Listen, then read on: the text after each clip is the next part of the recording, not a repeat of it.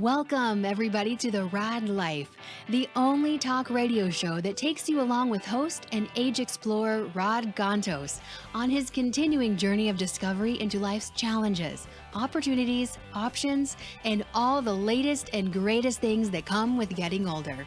The Raad Life is brought to you this week by Your Home for a Lifetime, a company dedicated to empowering you to stay safely, independently, and comfortably in your own home. And now here is your host, Rad Gantos.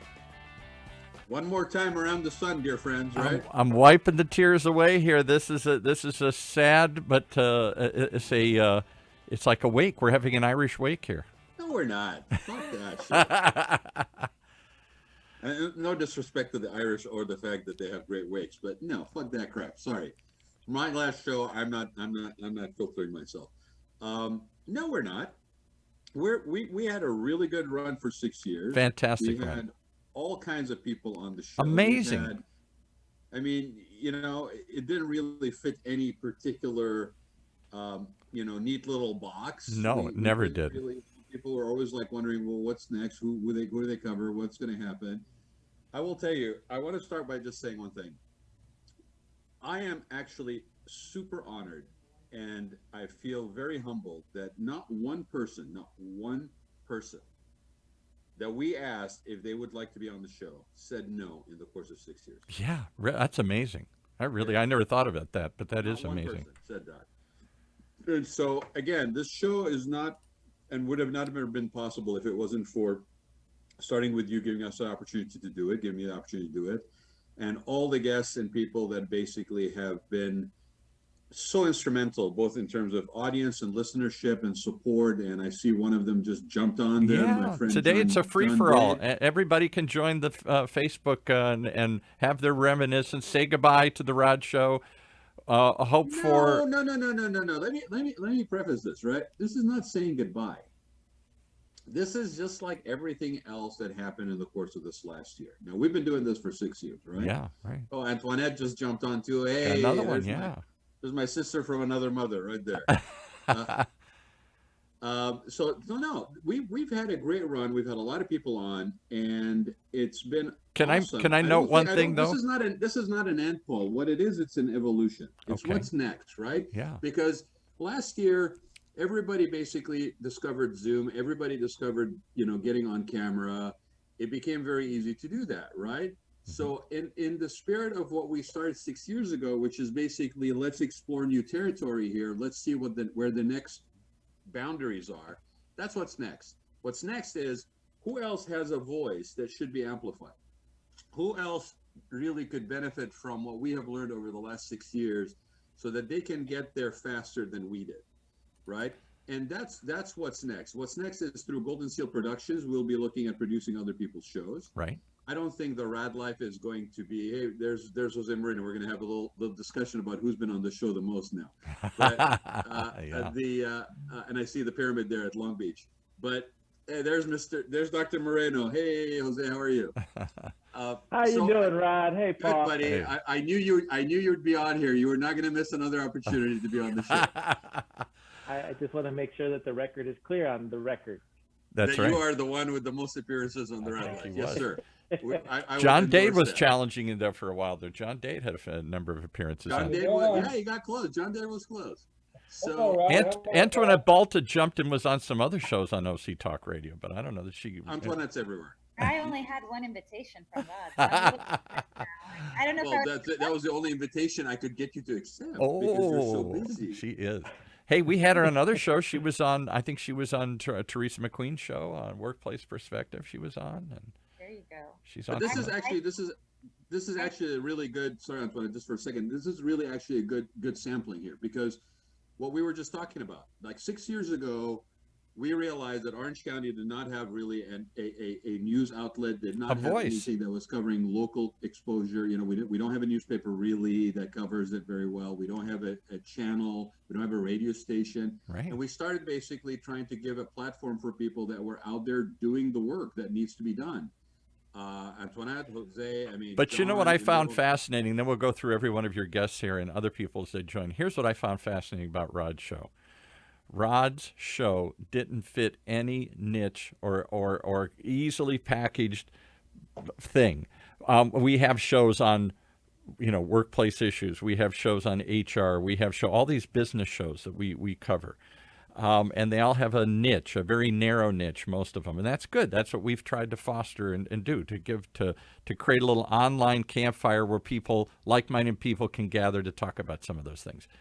Rod comes along on one of our shows and says, hey, I'm doing this aging in place and other things.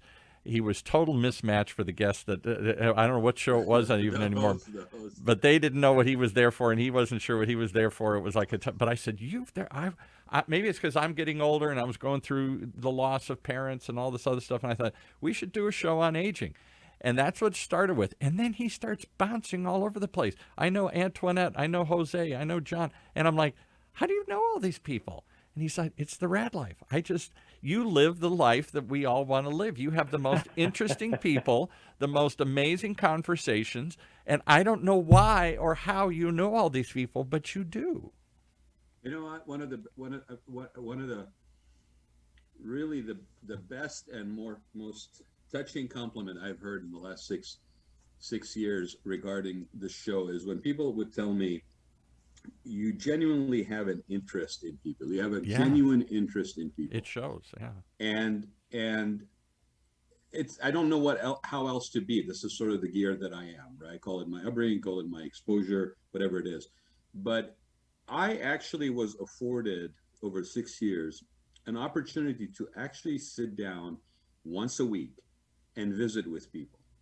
Actually connect with people. With no agenda. That we really don't do very much in society unless there's some sort of agenda or to-do list, right. Or, and it's sad because if you look at some of the problems and issues that we have, the talking across and at one another, the divisiveness, the tribalism that we have, a lot of it stems from this lack of this practice that we somehow have lost along the way. Talking sadly. is a waste of time. Give me the bullet points. Let's get it over with in 30 seconds and on to the next meeting. What do you think, John? You're a collaborator. You bring people together for these cigar nights and stuff. You're one of the few that seems to know a lot of people in town here, too. What do you think about this idea? Should we just be having town hall conversations with people, or does it always have to be focused and a specific niche? Oh, we can't hear you. You're muted. You're John. muted. You're muted there. Oh no, you're on. You just got it. You just came on. There you go. Yeah. You got it? Mm-hmm. What do you think, John? You're a collaborator. You bring people together.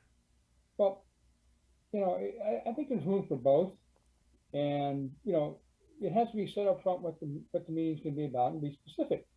Town hall meetings are great. I mean, we've all been forced into this box with Zoom, with COVID and whatever for the last year, but fortunately, before that, collaboration, building relationships, it was part of what I did for 10 or 11 years with the networking group that I had, and that was very, it was business oriented and network oriented, but there was no agenda. Yeah. There was no focus on getting something done. It was about getting there, enjoying the moment, enjoying the event, and building relationships, and then maybe do something down the road with a more, because you've got a relationship. We used to say that in politics, Jose, we used to spend time in Washington. They hung out in Washington together or at the state capitol and got to build a relationship. Even if we were diametrically opposed, we understood. We went to each other's birthday parties. We understood, went out to dinner with each other, and we built a relationship that we could use to sometimes bridge this ideological divide. We don't seem to do that much anymore. Well, in politics, unfortunately, those relationships are now mediated by lobbyists. So it forces conversations in ways that are not authentic, and so it's tough. It's tough. And what I found, at least in city council, but also in town halls, as John's saying, I found on city council meetings that I'm often not debating with the other council members. I'm debating with the interests that they're worried about when they leave the meeting, because they already committed to certain votes, they committed to certain types of developments and or policies or ordinances, and they can't get themselves out of that box. It's tough. It's tough. I heard an interesting analogy, Jose, regarding that. I was at a town hall meeting recently, and one of the people there was in politics, and he was told by a friend of his that, was supposed to vote for his bill, that he didn't vote for it. And he said, well, why didn't he vote for the bill? He says, unfortunately, I like the bill, but I had 5 other people backing the 2 bills that I had that wouldn't vote for him if I voted for your bill. Right. Oh, crazy. Horse Right. trade. No, just like integrity has just gone out the window, right? I mean, it's all special interest. It's all that, which, I mean, to a certain extent, we all have a certain degree of jadedness, I think, on the screen, that we understand that that's how sometimes how the thing is gamed. But it's unfortunate because there's a price we pay as a community, there's a price we pay as a society that has long-term ramifications that we are probably not even aware of completely all the time. I want to ask you guys, because you guys have been on the show, you guys are all in your own ways very involved. How was the experience? I mean, did you guys first of all enjoy yourself being on the show? Tell us the truth. Did you like coming on? Yeah, well, honestly, just don't spare any feelings. I really want to know. Antoinette, let's start with Antoinette because she was only on once. I'm a big fan of Rod and Paul, and I like the way the show is produced. I like the open format nature, and that there is no specific audience per se. There is no agenda. You can really speak openly. Yeah. And having that, format and that opportunity to kind of spread the good news and put our work out into the world. We had a guest on years ago. I won't call them out and admit them. Or shame them or something, but they came on and they said that was so much fun, but that was a waste. I didn't say waste, but it was like, what did I accomplish? It was fun. It was cool. We hung out. I got to meet people I wouldn't have otherwise. We had this fascinating conversation, and they were like, and I'm like, so why do we think having fascinating conversations with fascinating people is a waste?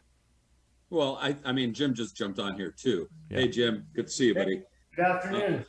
Good afternoon. And Kara's on here. Man, this is really great. This is a great. Thank you all for coming. We were afraid we'd throw a party and nobody would show here today. Yeah. But I mean, you guys are all you all know the benefit of that storytelling, so to speak, right? We all do it. We all do storytelling. We all script the narrative. We all are sort of focused on making sure that the messaging, the underlying reasons for the messaging doesn't get lost in the language, that everything is presented in the right way. And you are all in your own individual fields doing this. So I think, it's sad that we don't have multiple outlets of this nature.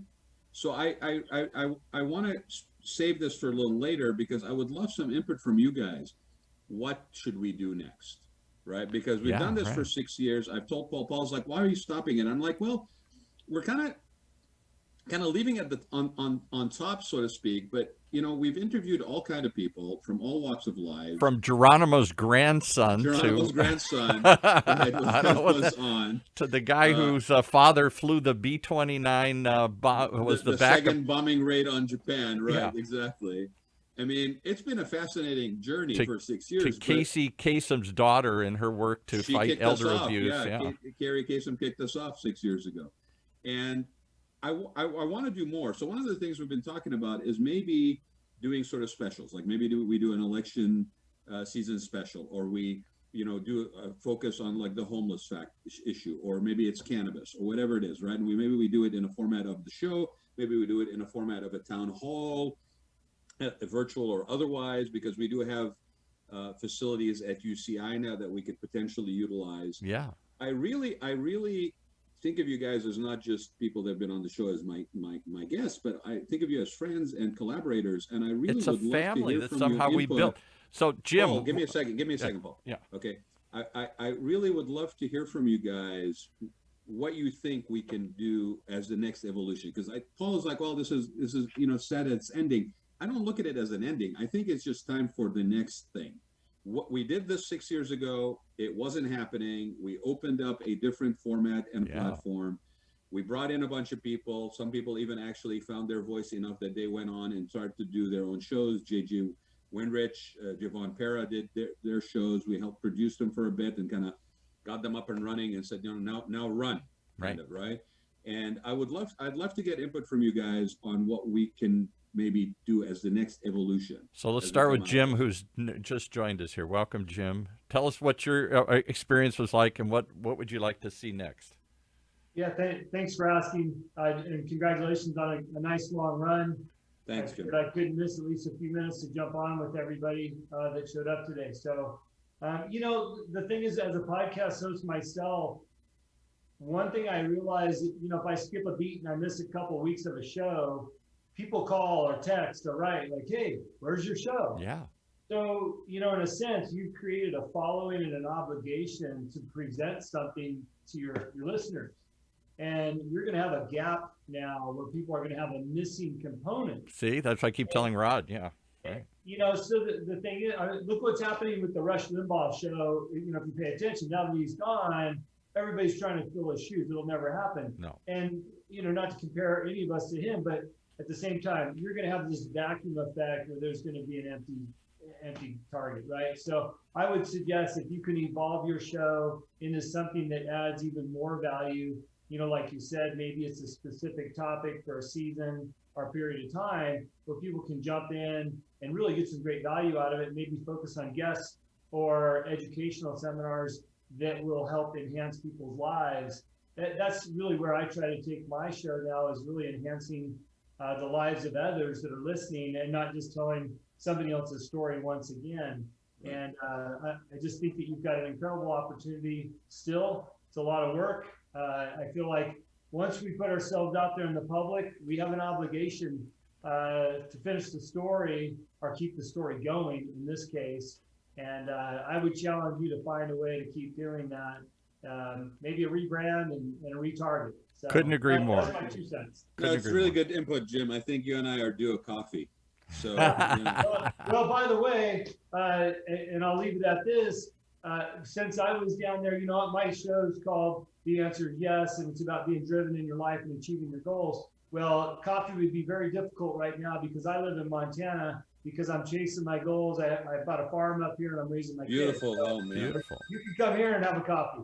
You know what? I'll take you up on that, my friend. I will do that. Who else do we got? Is Kara still with us? Just give me a second, guys. Yeah, Kara's here. Yeah, Kara, can you hear Kara, us? Kara, tell us what you think your experience was like, and where should we pivot next? Hello. Is Kara? I can't tell who's on with the whole group here or not. Kara, I don't know. She's in the wings. Kara will jump on in a minute. No, but Jim, thank you for that. Yeah, man. I mean, I need to refresh this, kind of, right?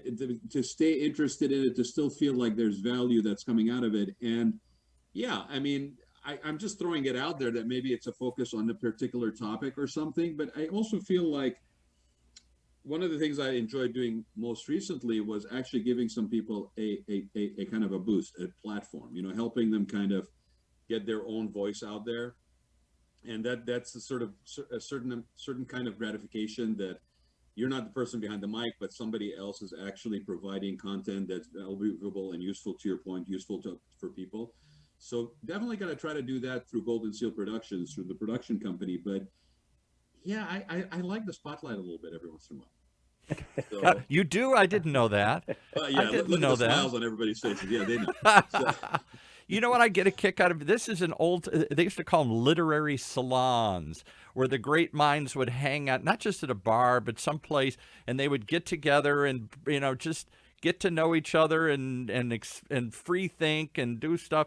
It used to be this kind of tradition of having people from look at the eclectic group of people. Jose Moreno from the Anaheim, it's Anaheim, right? You're in the Anaheim City Council? Anaheim, well, yes, but I mean, Jose wears multiple hats. And yes, the most unhappiest place on earth. Yeah. yeah. And then Antoinette, remind everybody what you do. You got a whole different background here. He sure does. So I run a nonprofit law firm called Veterans Legal A Institute. nonprofit law firm. That seems like a contradiction in terms. All law firms are out just for profit, right? And she's very modest. That her organization does amazing work and impacts so many people so positively, especially with veterans.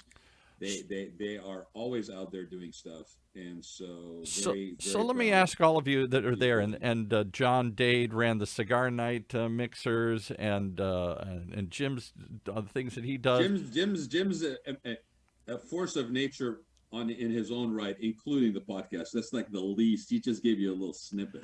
So let me ask seriously, all of you are from such totally different walks of life.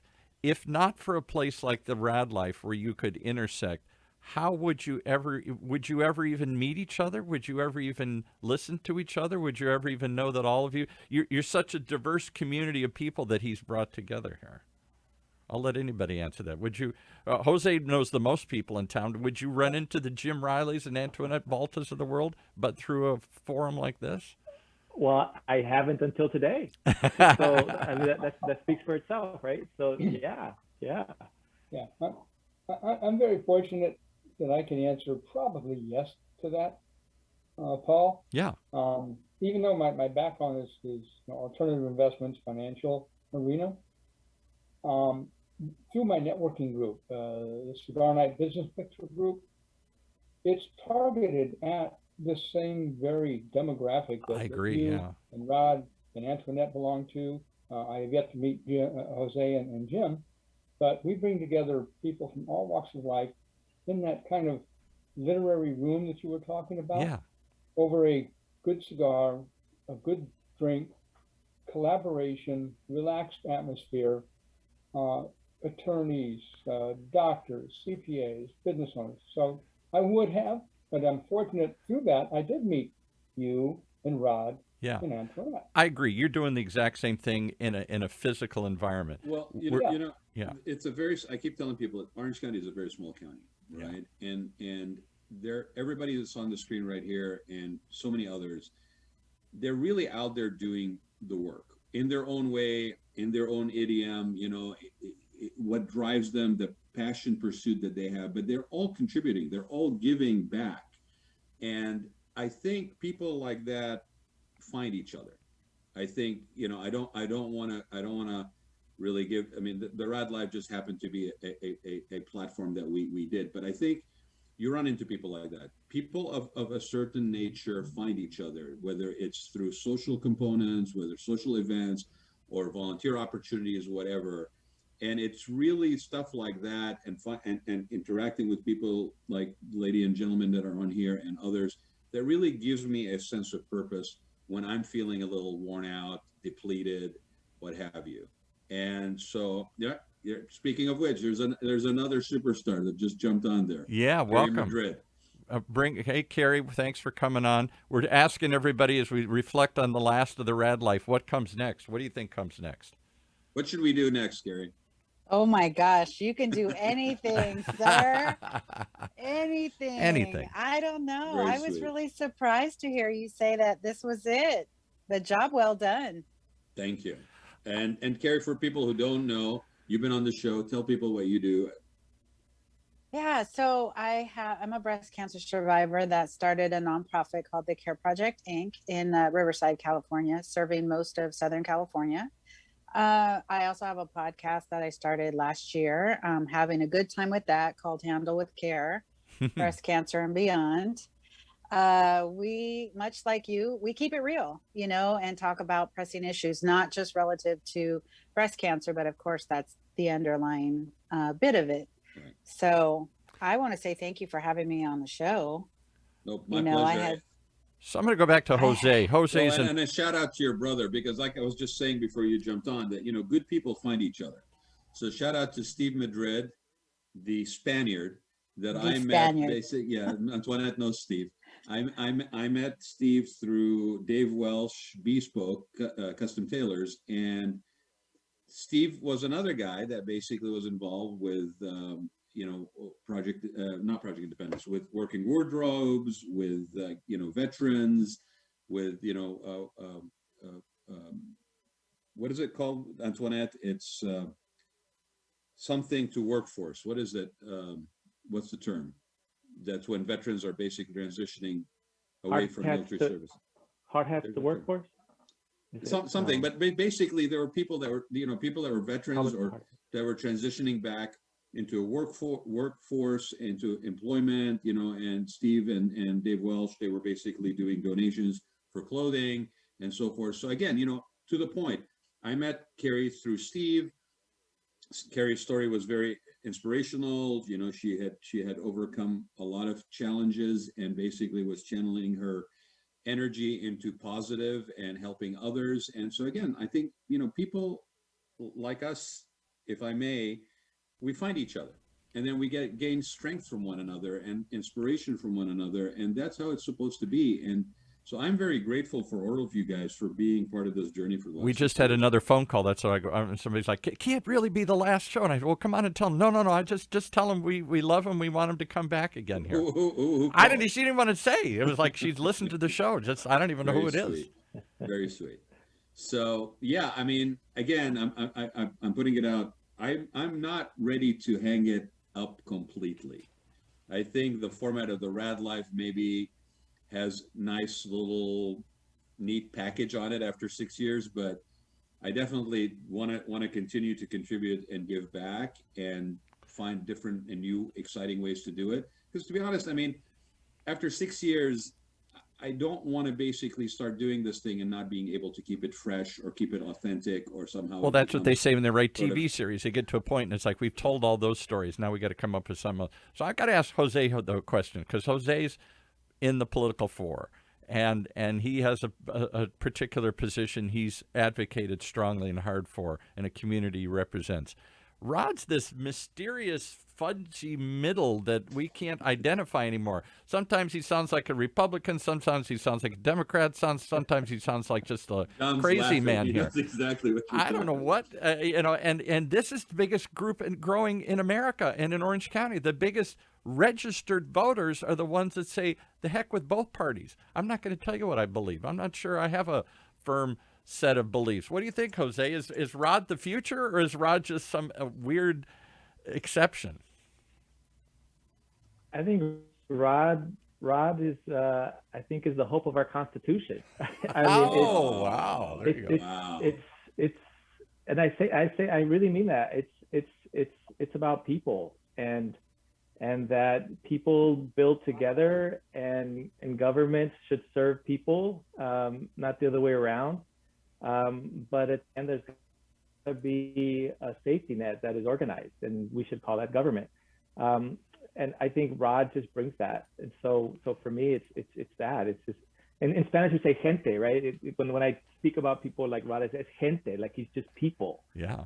I can't ever pin him down, though. He hates being put in a box. The minute I try, he resists and he wiggles out of it. I don't know what he stands for. We've had agreements and arguments through the years. I start to think I know where he's coming from, and then we're cut from the same cloth. And I start to say something, and he fights back with it. I'm like, well, wait a minute. I thought that's no. On this issue, I'm completely the other way. And I'm like, oh, okay, all right. He's all over the place here. That's what I like about being, and Rad, thank you for having me on the show. Of course. And we're happy to talk about, my book and other things. But Rad and I have had many coffees and many cigars, many drinks together over the years. And even though he knows and I know that we're diametrically opposed on a number of things, he has the ability to make you feel comfortable on the show. He does. He has the ability to talk and exchange with you ideas and thoughts, not put you in a box or put you off, and bring the best out in you being on his show, making you feel comfortable, and I appreciate that.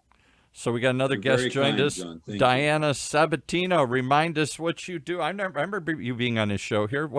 Remind us what doesn't she do? What doesn't she do? That's what I want to find out. Welcome. Hello, how are you? Well, I have a training company, but what I came on the show to promote was eWomen Network. That was it, yes. I'm the managing director for in Orange County. So you're another networking group, and John does these fun networking after work, cigar and whiskey nights and stuff.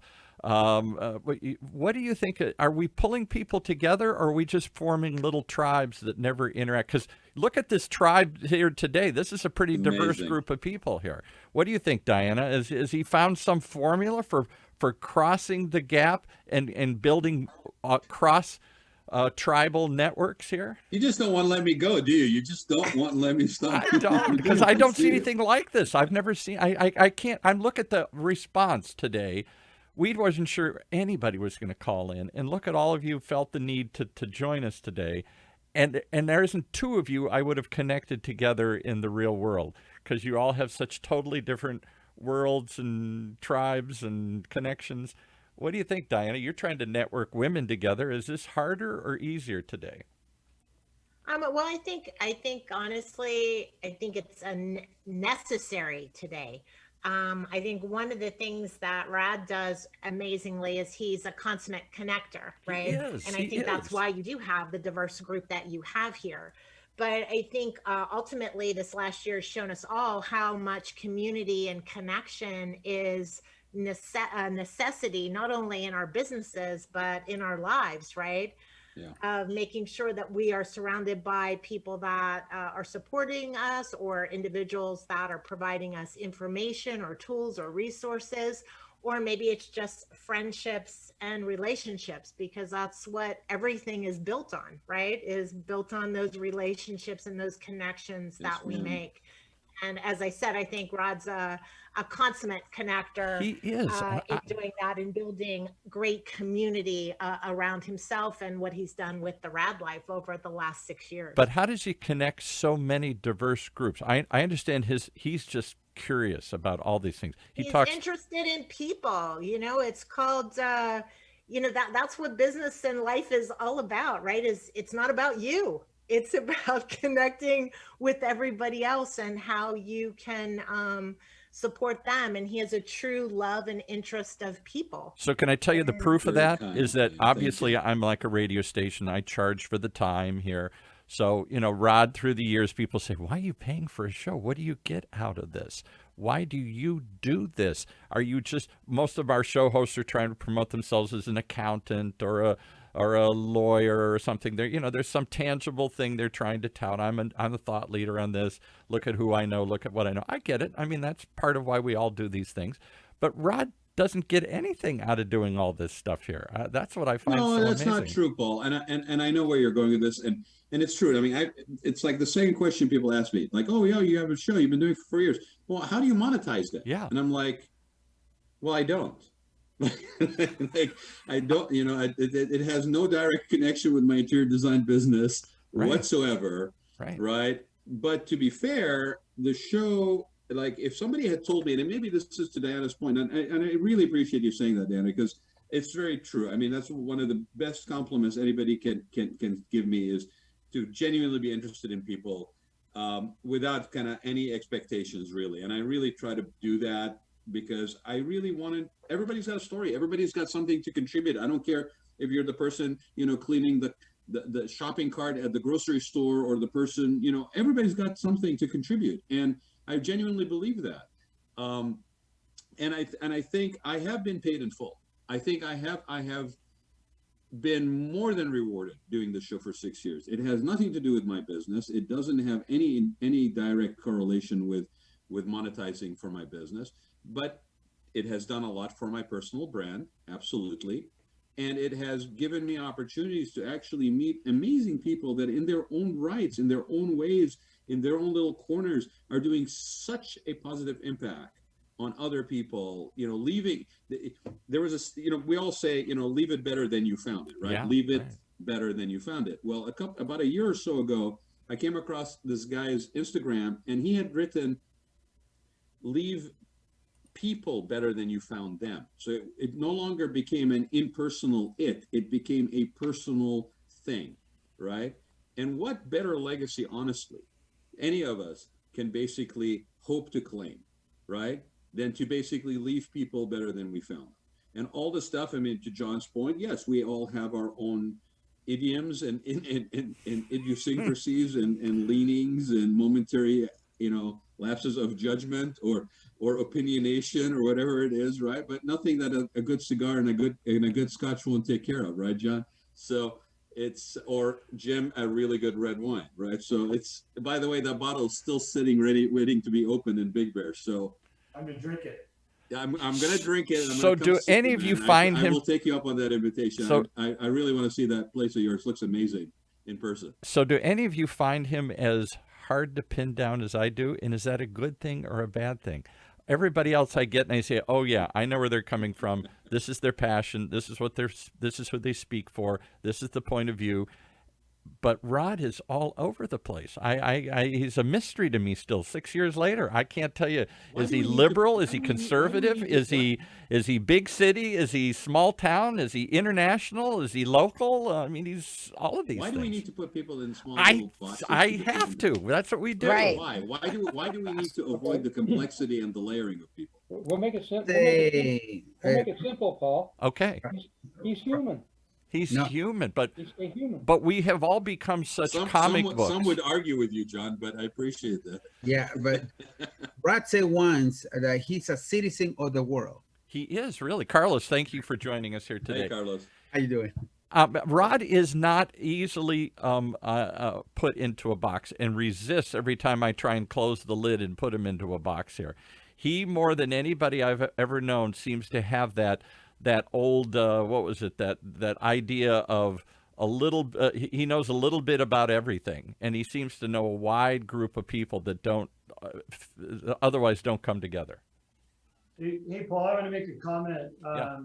on something you said a few minutes ago, and I'm going to have to bounce on the call after this because I had a call scheduled already. Appreciate you coming, yeah. I'm thrilled that you guys did this.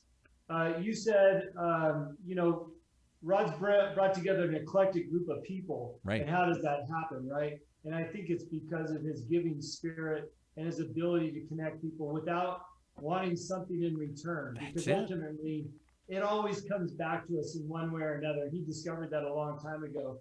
So my challenge to you for the next step is teach others the secret sauce of what you've been doing for the last 6 years. Teach others how to have a Zoom call in 6 years from now, that they have an eclectic group of people that have logged on that you had no idea that they would be here. Because I know you didn't know I was going to be here. I haven't talked to you for over a year, but I had wanted no to be idea, a part you of guys. this moment. Yeah, because of who you are. So I think your next step, your next show should be about teaching the secret sauce of giving unconditionally, helping unconditionally, and allowing people to discover one another. And I will tell you that the Zoom service and the podcast life has done wonders in the last couple of years in a COVID environment, because I live in a very small town on a ranch in Montana. There's nobody out here. Yeah. But I feel as connected here as I did when I lived in the big city. Wow. So I'm thankful for the tools, and I'm thankful for the podcasts that are put out there that everybody does, and especially for you, Rod. Keep it up. I look forward to your next segment. Love you, brother. Thank you for jumping on. Means a lot, Jim. Thank you. I'll see you soon. What do you think, Carlos? You joined us a little just a moment ago here. Is Rod onto something? This idea of give without asking and just show curiosity for everything, or is this just too weird and we've got to focus? Focus. A little bit of both. Oh, you muted there. Carlos is muted there. Yeah, I didn't want to have any background noise. So what do you think? Is this weird, or is this what we should all aspire to? Okay, one of the best things, I've been working with Rad 7 years now, and exactly 7 years, and is Almost to the day. Yeah. Yes, it's pretty much what I can say. It's a blessing working with him. One day he shows up to my office because he was referred by another people that he got connected. So this is one of those part of the point. I can consider him kind of like a Yelp. You ask him for anybody, he will find you. Oh, he does. Yeah. Yeah. So he transformed my business literally after designing the whole office here, and then designing the building, the house, and everything that we do around here. And he said, look, every money that you're going to spend in this, you're going to get 20 times the return of investment. And I can say, thank you, Rad. Thank you very much. I never say that in public, but now we got it on tape it's here. my Yeah. pleasure. And thank you for your friendship and your trust. I mean, it's been a great 7 years, and we just had another conversation yesterday about, okay, this is the next thing we're going to do.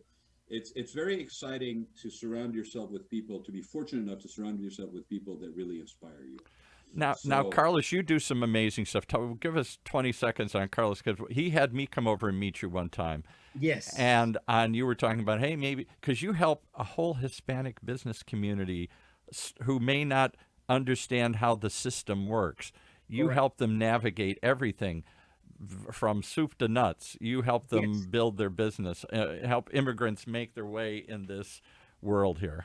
Yes, it's amazing that many people that here that sometimes they don't have a social security or a green card, they Yeah. can make millions of dollars selling their products. And I have one client who's selling ice cream, Mexican ice cream. He's making $20 million a year. $20 Yep. million selling Mexican ice cream. This is crazy. Yeah. Well, Yeah. tell them about the person selling candy, Mexican candy, and how much. Oh they're yeah, that one. He has 2 locations now, one here and one in Texas. And he's selling over 24 million just in California. I don't In know the- candy. Yes, Candy. Mexican Mexican candy. candy. But Yeah. and what do you do for them? What kind of services do you provide for these people? Oh, my is the best part. Keeping all the books and records in place, having the corporation in order, and doing the payroll and doing the taxes and managing his finances. And now he's into real estate, so he's making more money now. So and we help either a painter, a landscaper, or a designer. Is anybody who needs help on the financial industry? We're here to manage their money so they don't screw it up with the IRS. Is there some way to build this into events, John, where we could, like sort of where you do it for fun, where people network for fun? Is there a way to take this diverse group of people and have them not evaporate into the wind? Is Raad the only point of connection for everybody here? Or is there some way, would we all want to get together and just sort of hang out and get to know a guy who handles books in Mexican community in Antoinette, who does a nonprofit law firm for veterans, and on, all these unique, otherwise unconnected people? I'm so glad you guys jumped on, honestly, because to Paul's point, I've never believed on holding things so tightly, right? Especially things that are important like this, like people that are genuinely giving, their souls are so right? They're authentic. Whether you agree with them on everything or you don't, you respect them for their commitment and their passion and what they do, whatever it is, big, small, political, non-political. I don't want to hold that tight. The whole point of it is to share it. The whole point of it is to basically connect these people directly. If I used to say that if a client doesn't call me for 6 years and then calls me on the 6th years and say, you know what, I just realized you did that thing in that corner of that room that really was exactly what I needed when I needed it just now. Like, that is the best friggin' compliment. Like, I don't want that to hold things so tight. It's not about me. I mean, I've said this to people doing shows. You don't do a podcast. If you do a podcast where you are the person, it's about you behind the mic, then that's not a podcast. That's an infomercial. Yeah. If you want to do a podcast, it's always about the guest. If you're lucky enough, people are listening in because they like to hear how you filter that guest, how you draw things out. And that in itself is a joy and an experience if you're lucky enough to do it. I don't want to hold people tightly. I mean, every single person here should be in direct connection with the other person. And if we can actually take this, I think where Paul was pointing out, John, is we had talked about, like, do we do Raad Life events? Like, do we actually just bring people together? Whether it's on a topic or whether just in general, because if I shut down the show, let's say, right, and the only thing that comes out of it is that everybody that's been on this show is now connected with everybody else that was on this show, I will feel like $1 million, honestly. What a cool thing that like is. every minute of the last 6 years would have been meaningful. All right, so I'm going to go through the guests. I'm going to ask you. Here's one I pushed him on, and he laughed. He had I'll say a goofy guest. It was a goofy. He's had some really goofy guests on. He had some guy that comes Everybody's on. got something to contribute, Paul. He had somebody come on his show. Even the goofy guest. He was a goofy guest. This is way out there, and he does some kind of strange Swiss fondue parties. He's a chef that has lived all over the world, from Vietnam to France to Spain to whatnot. And he found this strange type of fondue they do only in Switzerland that Raad immediately... Raclettes, it's not fondue. Raclette. And they dip in the thing, and it's all to get people to come in and break bread together.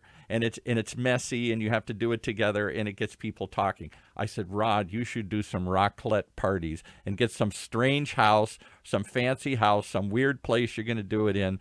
And bring people together, and the only agenda is, let's try something crazy and messy and weird that we've never done before and see if people would like that. What do you think, Diana? Would you go to a raclette party, a fondue party that Raad threw them here?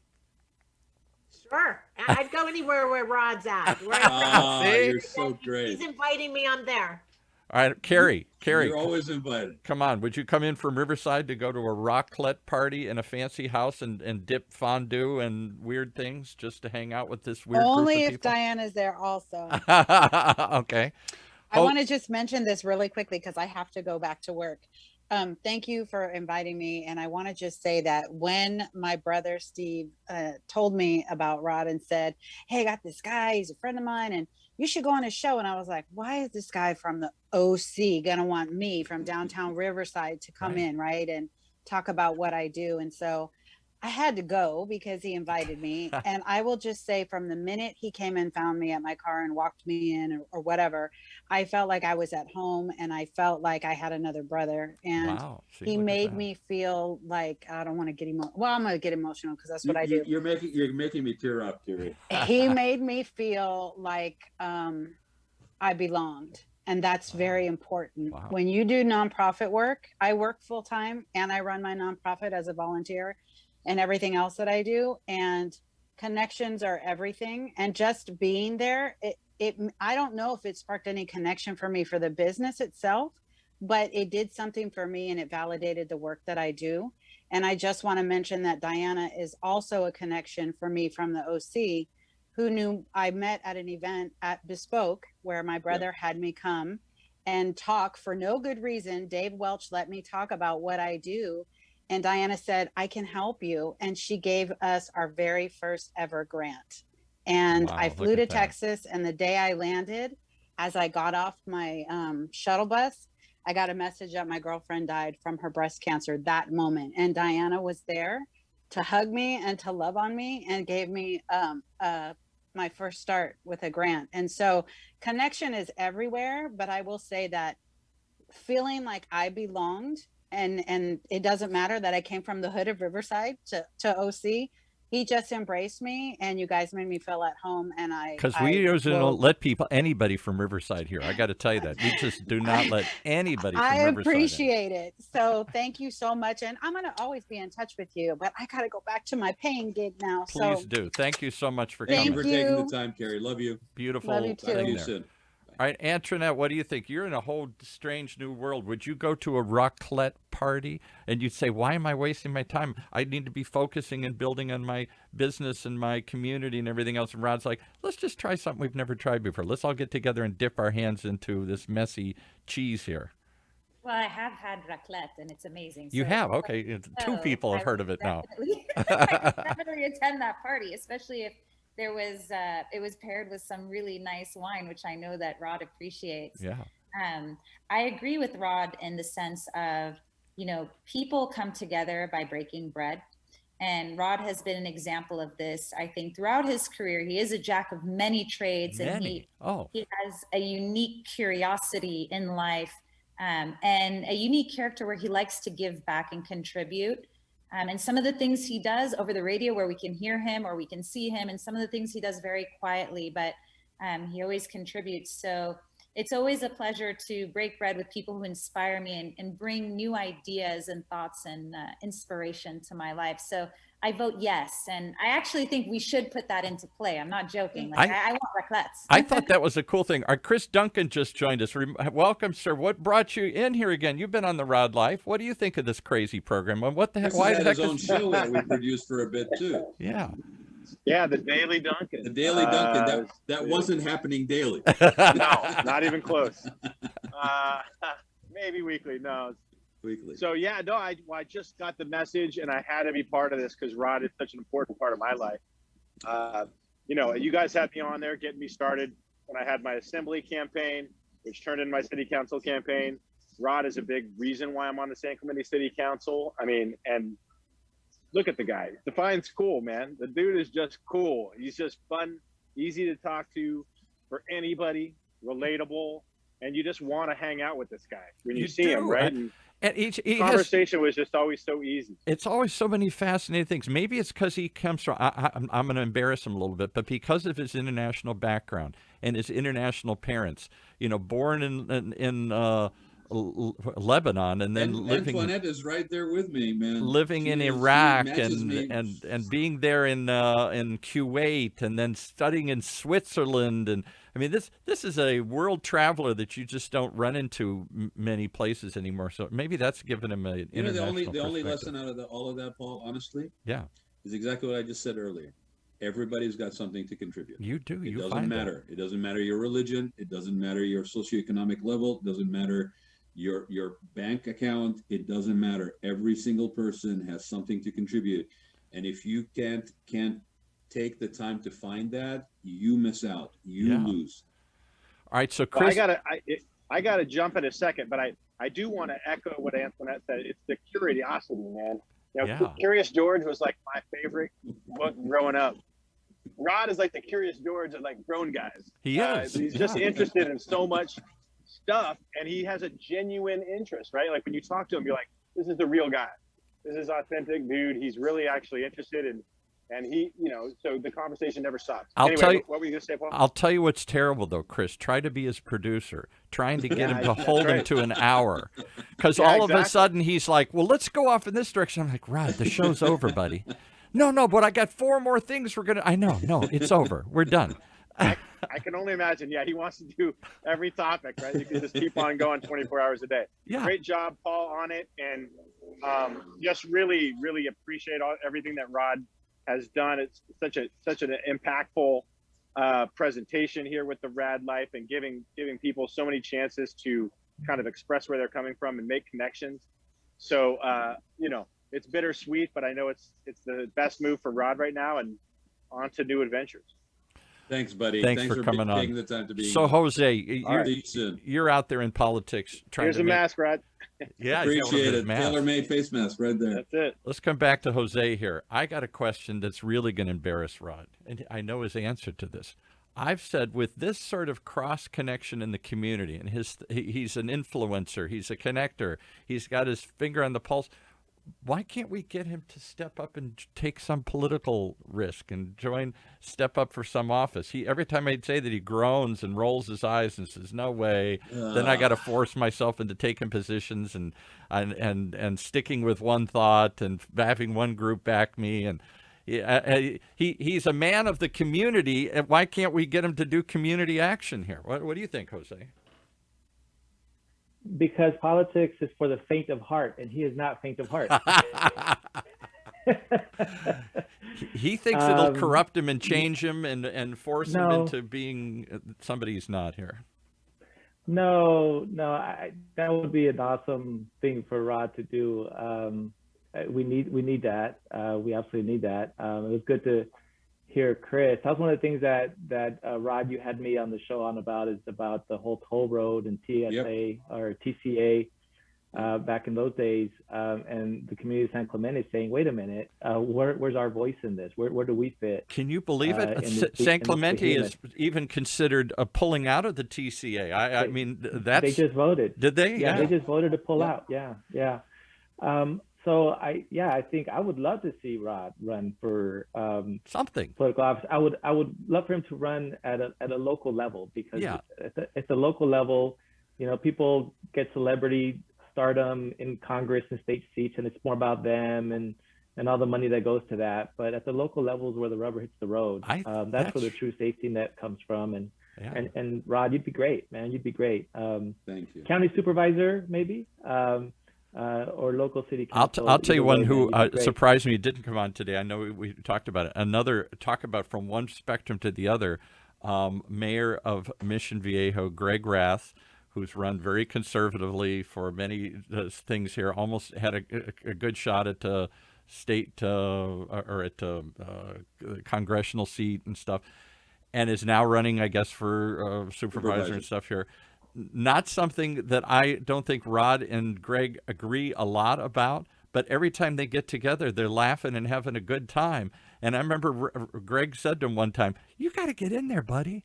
And Rod's like, "No, I can't. Come on. This is, you know, everybody likes me now. Then they'll just end up hating me and stuff." And he's like, "No, man, come on in. It's easy. You'll like it."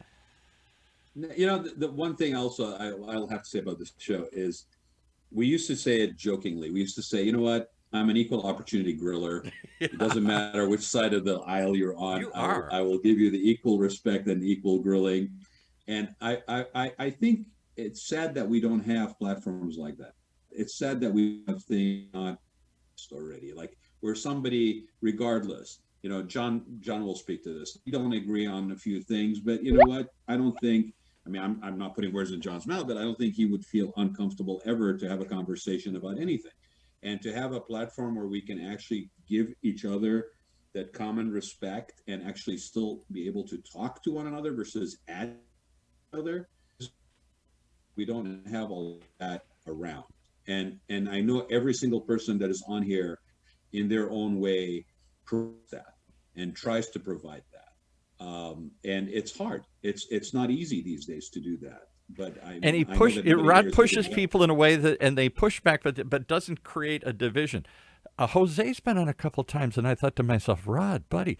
Let me correct you. Jose's been on the most times. And I don't know this, but I get the feeling that Jose and Rod share a lot of similar views, a little more liberal on some things and stuff here in community activity and stuff. However, I've seen him grill Jose a couple times, and I'm like, ouch, I don't think Jose's coming back after that one here.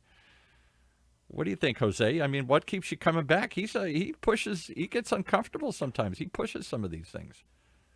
Yeah, I again, that's where, we're supposed to be about deliberation, conversation, and that's what democracy is supposed to be about. And so if you can't, what do they say? If you can't stand the kitchen, if you can't stand the heat, get out of the kitchen. Yeah, and I just think what Rod cooks is pretty good, so I like that kitchen. But I think it's what that one guest was saying from Riverside. He makes everybody feel welcome at the table.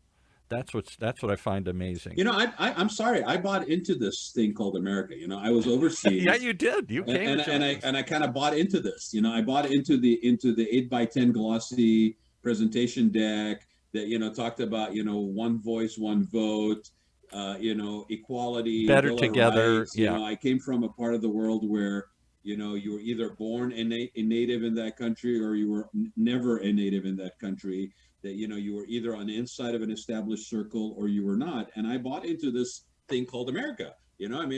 Sorry, United States, but you did a great job, branding and marketing to the rest of the planet. And I came here and I believed it, and I still believe it. I'm 56 years old. My eyes are not glazed over with rosy colored glasses, but I still believe that there's a lot of truth to it. And I think the saddest thing is when people stop believing in that, and it shouldn't be a fight. There should be plenty of room. I mean, I'm part of certain discussion groups where we literally walk in the room knowing full well that we are not going to agree on some of these things. But what our interest is not compromise, but common ground. Like it's not common ground is not a nasty word. Compromise, I can see being where somebody is basically giving up maybe a little bit too much because the motivation is to find a middle ground.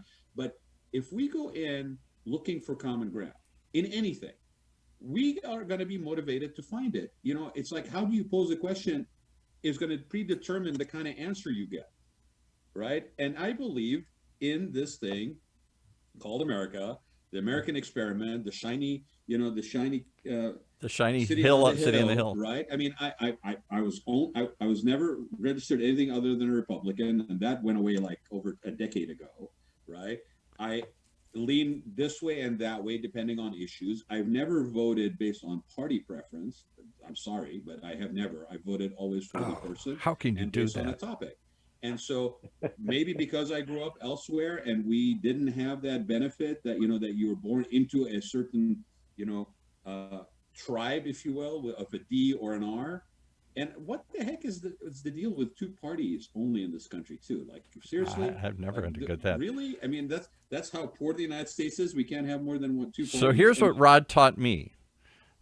And years ago, I don't even know if he remembers this, but we had a conversation about immigrants. I grew up, I'm a long Midwesterner.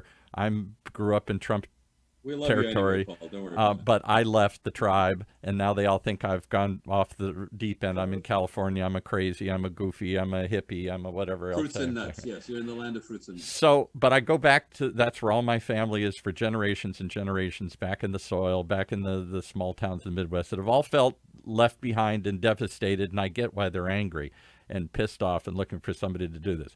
But here's what I remind them that Rod reminded me. Nearly all of us, not every one of us, but almost all of us came from somewhere else once upon a time. Poor, broke, with nothing.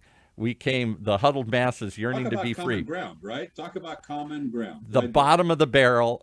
First, it was the Irish wave that came over in the 1800s. My long-lost relatives from way back when, up through Hispanics of today and Chinese and Mexicans and Muslims and everything else. And Rod said this. He said, you know what? The people who keep the American dream alive are the immigrants. They're the ones that believe this. Maybe it is a dream, but for them, they're willing to risk everything to come here for that dream, the chance of that dream. They're the ones that come and believe and then are shocked when we find out, well, it's really not for everybody, or it really doesn't work as well as we thought it did, or it's not as homogeneous as we want it to be here. It doesn't melt as well as we want. There's still nowhere else on the planet. It is here. Okay, there's still nowhere else on the planet where you can have a chance at the highest possible return on the effort and spirit that you put into something. There's nowhere else on the planet. Everywhere else on the planet is already infrastructured in, has enclosed circles. It's harder to do this. And we happen to be in a state, because even in this country, there's certain varying degrees of this.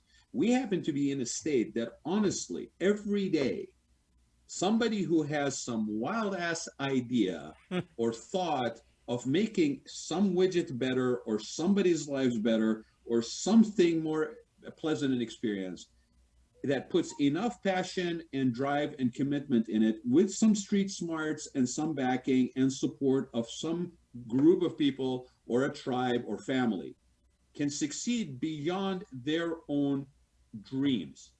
You tell me one other place that can still happen consistently in 2021, especially after a year of global pandemic. Like a guy walking into my studio saying, I'm going to do a show. I'm not sure what it's going to be about, but it's going to explore anybody and everybody I find fascinating. And 6 years later, we're all here celebrating this strange thing that I still can't tell you what it is. It's just the Raad Life.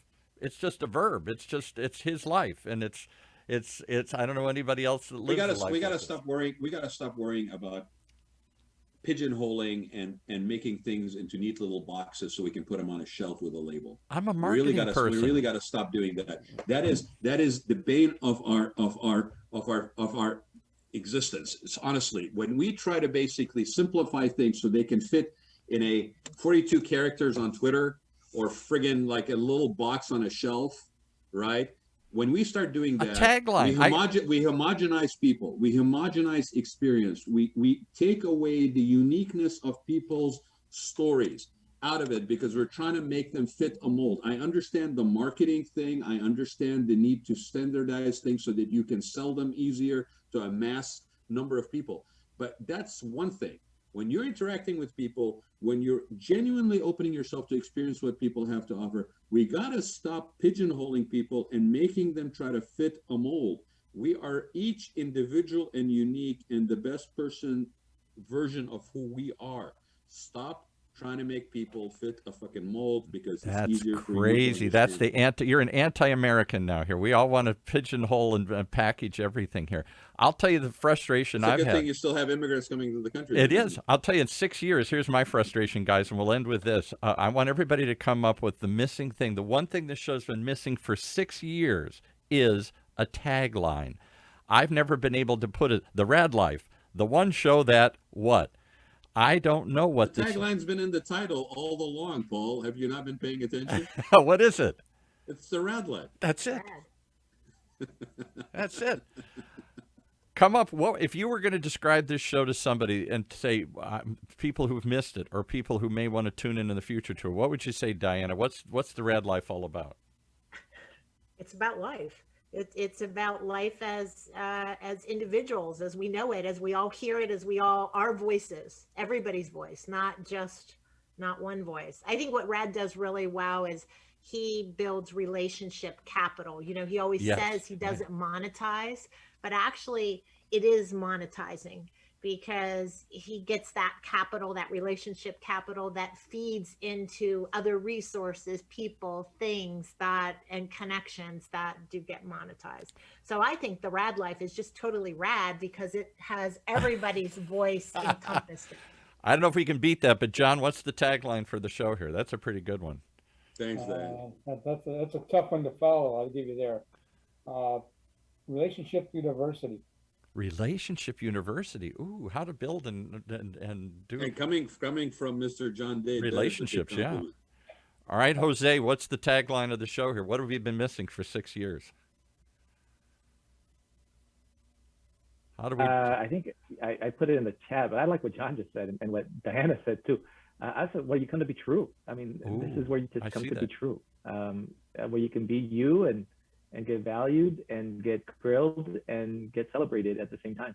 Valued, celebrated. You know, you guys are making it really easy to pull the plug on this. Really difficult, I should say. Difficult. To pull the plug on this thing.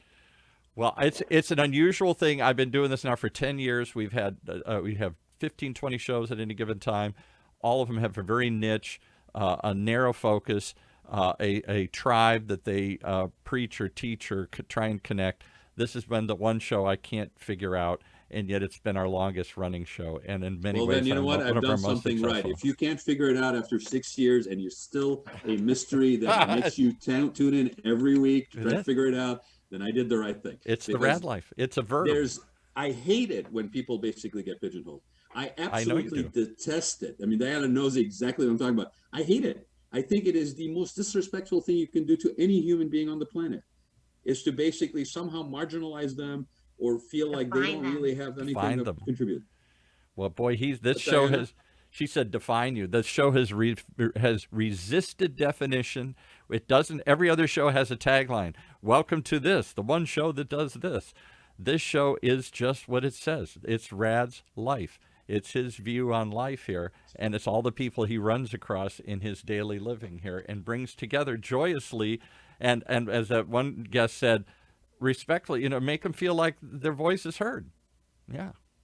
The only reason it's a Rad Life is because I am privileged and fortunate to have friends and colleagues and people that are really close to me, like the people that are on this show. I got a question for you guys before we call it a day, because I'm kind of really been kind of brainstorming while we've been talking about stuff. Yeah. Here. If we were to continue to do this, part of my resistance to wanting to continue to do it right now is because I feel like I've done it. Like I don't want to bring sort of a staleness to this. I don't want to have it be sort of diluted or diminished in any way. Would you guys be interested in co-hosting certain episodes on certain things? Would you jump on as a host for this show? Sure. If you provided the forum, they'd come in and yeah, I mean, there's going to be things because the show has not been limited. It's wide ranging. It's stuff that's timely. It's stuff that's universally applicable. Things that are very paramount in everybody's life. Sometimes we don't know where it's going. I mean, I've never really kind of prepped more than about a month ahead for the show. I've never really consciously prepared for any particular show, because I always wanted an authentic exchange to happen with on the show for people to experience. You were one of the few that came on pretty cold every time. Most of the shows have notes and research and other things here. You come on pretty cold, like the old Johnny Carson. Jose is laughing because he knows I don't come on cold. I just don't come on with notes. Well, but I'm saying you come on, you say, give it to me.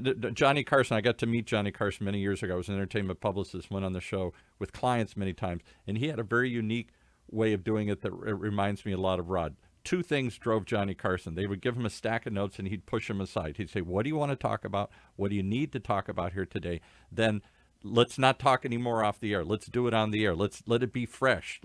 He wouldn't even talk to the guests during the break. I don't want to waste it then. I want to be amazed. I want to be surprised. I want to find something just like the audience does here in real life. That's a scary thing to do. And the other thing that Johnny Carson always did was this.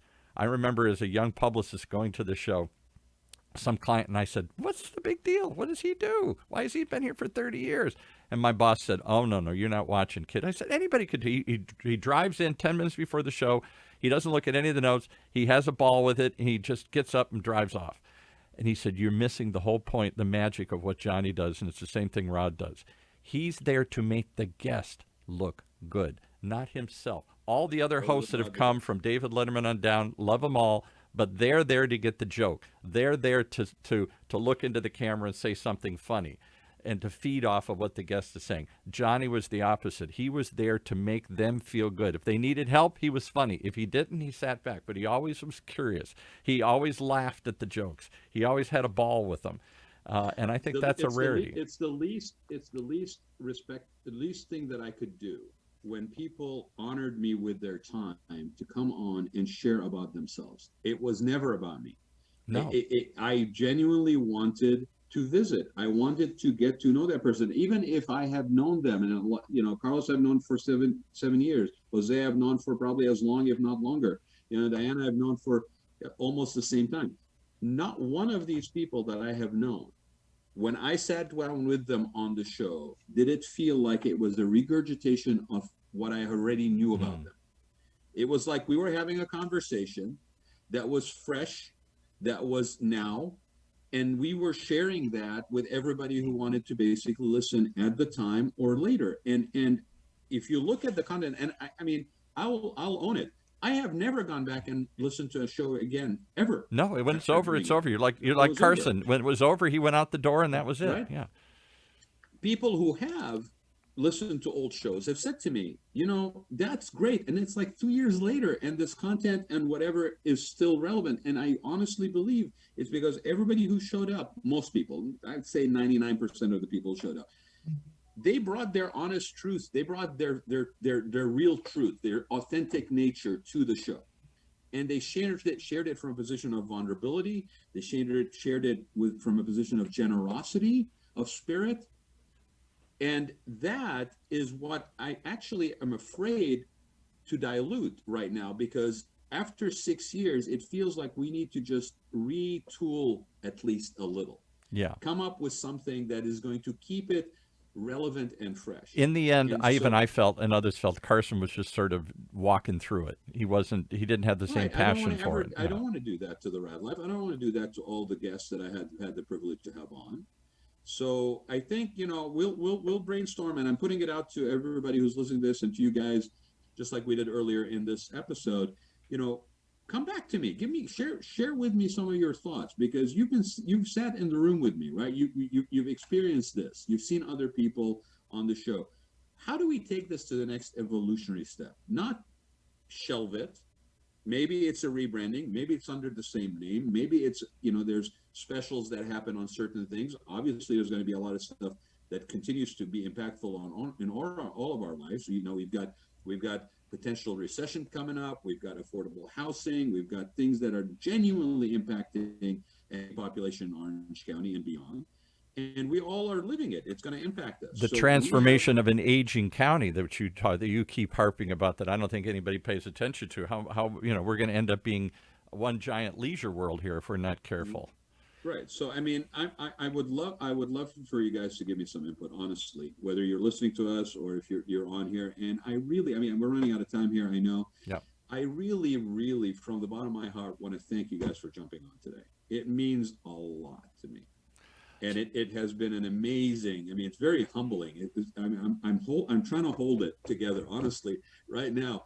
It's really humbling to sit here and have you guys listen. You're cute. Rod, I do have a question. Yeah. I thought I heard Carrie say that you met her at her car. At where? At her car when she went on the show. That you literally went to meet her. She came down and met her. In all of my visits, I had to park like 2 miles down the street. Yep. Tell the security guy that I was actually going to get a cup of coffee. Yep. Sneak my way up to your building. Yep. and through what seemed like a back door. What's going on, Rod? He's different with women. I can only say, Jose, he's much more, Diana, he'd escort her all the way. You know, Carlos, he'd say, what? meet Diana me. too? Yeah, he did this with women. He's a I don't know. He's I got lunch at the club. Didn't you got get lunch lunch at the club too. Oh yeah, but he made me put on some waiter uniform and said you got to go in through that door over there. Oh no, I did not. Yes. Stop. I believe it. Yeah. Ada's going to be listening to this show. I don't need her to hear that, Jose. I'm joking. Very different with women. That's all I can say. A whole different. As am I. That's why we love Rod, because we know that everybody gets their own way. So Rod, thank you for this, and I do hope you continue to do it. I really do. My friend. I appreciate you very much. Yeah, and I'm Orange County. how you reimagine it, though. Yeah. Like maybe it's like the Rad Life reimagined, right? Ooh, yeah. Like kind of a new version of.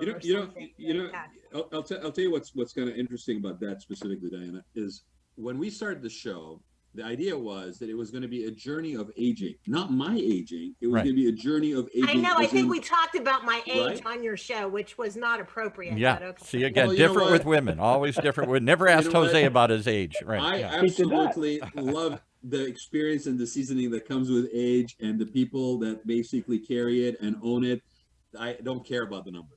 Right. But what started off with the show is literally, it was like and Paul dubbed me the age explorer. And I'm like, what the hell is that? Right. Anyway, so it was a journey of aging. It was supposed to be about, as people get older, the realities of their life. And I told Paul from the very beginning, I don't know if we mentioned this on the air before or not. I said, you know what? I'll do the show. So I just turned 50. And I'm like, sure, why not? I was Yes Man for, Jim Carrey Yes Man for 6 months. Yes, I'll do runway walks. Yes, I'll do a radio show, whatever. Right. And so it became the journey of aging. And I said, I don't want to talk about adult diapers, and I don't want to talk about incontinence for an hour. Other than that, everything is open. And we had no idea what to do. And we ended up basically happy accidents. I believe in happy accidents like nobody's business. Carrie Kasem comes along. I meet her. Would you be on a show? Sure. She gets on the show. She sets up the whole organic conversational format of the show by just being a guest on the show. I have no idea what the heck I'm doing. And what then happened is it transitioned, not with any consciousness, it transitioned into my journey of aging. As I get older and things are of interest to me, and bringing them in and sharing them. And that's what became kind of the show. It was still about aging, but all of a sudden it's about me aging, right? And kind of, and the people you bump into and the happy accidents and exactly. And so where we're at right now, to your point, I think where we're at right now is, what's the next phase of that? Like what is now at this point? And maybe it's a reimagining. Maybe it's, as Jim Riley basically said, maybe it is basically teaching people or sharing with people. I don't like the idea of teaching, but sharing with people and collaborating with people to give them what is the confidence or the platform or to see value, the shorter path to get to where they are able to broadcast and their message, to amplify their positive impact in their own fields. Maybe that's what it is. Maybe it's a behind the scenes role. Maybe it's a occasional pop your head out, because yes, I mean, I don't want to squander, not for my own benefit, but I don't want to squander the platform that we have all built here to basically. It's a brand now in Orange County. It really is. I run into people. I have people I know. Then they say, "Do you do that show?" And I say, "Yeah." And I say, "That's the coolest show." And I said, "What's it about?" And they say, "I don't know, but I love listening to it." So let me ask you this: have you thought about so what you're saying? Have you thought about something like the Rad Life, continuing the conversation? So something like continuing the conversation, and then spotlighting either business owners with specific views on different topics or something like that, where then you have your spotlight people, like you were talking about co-hosting or something. Maybe there's a spotlight host every single time, and that they lead the conversation. So they're the conversation starter. They kind of mark the time of what the topic's going to be and everything for that particular. So Rod brings the audience and the community, and then they bring the conference, because I know it becomes a burden too to produce a show every week. I got to come up with a topic. Honestly, what are we going to talk about? We've talked about it being a burden and it's a hard work and all this stuff. But if I was to be really honest, it has been more of a joy than a burden. And it has had a few weeks where we've had people cancel and stuff like that. But all in all, and this is part of that sort of maybe that experience that you share. You can set yourself up to have it be a very arduous, heavy lift, or you can set it up where it's actually very manageable, very looking forward to. And it actually means doing less rather than basically doing more. I mean, I had a conversation with somebody the other day and they're like, well, so what do I need to do to prepare and do this and do that? And I was like, you need to pick a date that you're going to basically get on and start doing, because it's like riding a bicycle. You can read about riding a bicycle all day long, but until you get on the bicycle and start riding the bicycle, all the reading that you did doesn't mean crap. And the commitment to carry it out, don't you think, Jose? Because that's too many shows come and go, too many topics come and go, too many politicians come and go.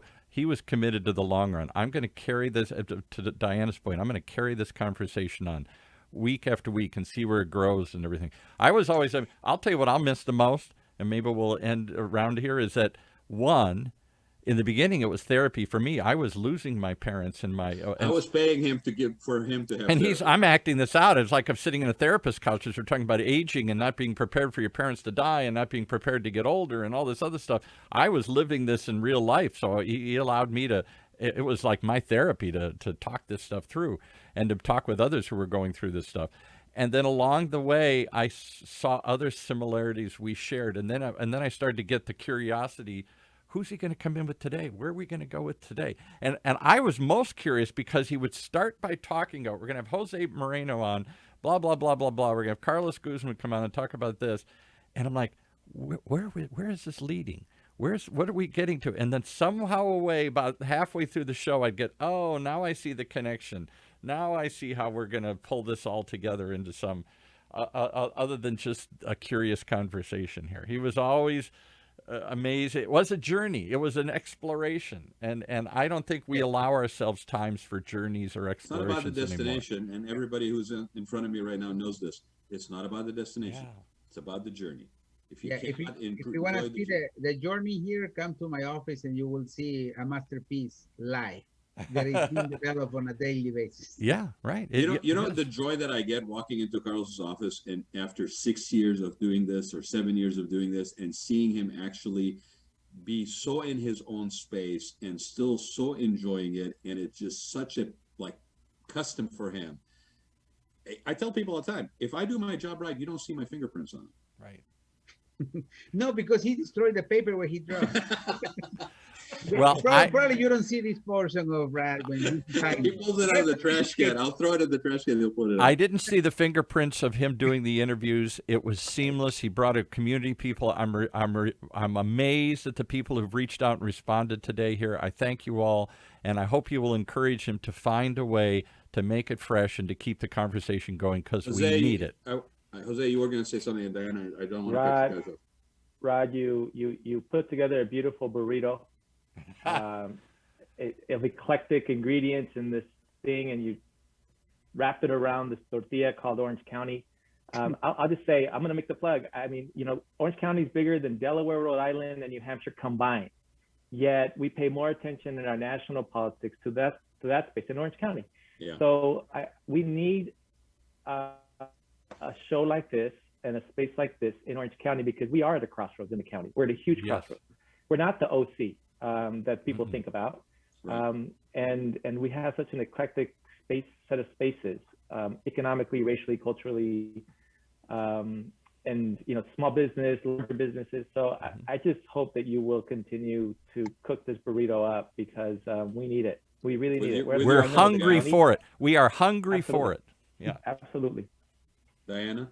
Yeah, I would say the same thing too on that note of that kind of conversation. The fact that if you can provide the platform where there can be honest communication and conversation, It's not standing in your power and trying to convince somebody in the one way or the other, but it's actually having the conversation. Because unless you're having the conversation, you're both on either sides, you're both in your corners, right? And nobody wins the fight, right? Nobody wins because we're both standing on opposite sides. So how can we initiate that kind of conversation in a safe space where people are actually being heard? We don't have to agree with them, but that everybody gets to voice and get heard. And then that's when collaboration happens. That's when people start to go, oh, I see why you're thinking like that. Or they start to understand one another. And I think that's where we're at in our country right now, is people are not taking the time to understand. Everybody's in their corner.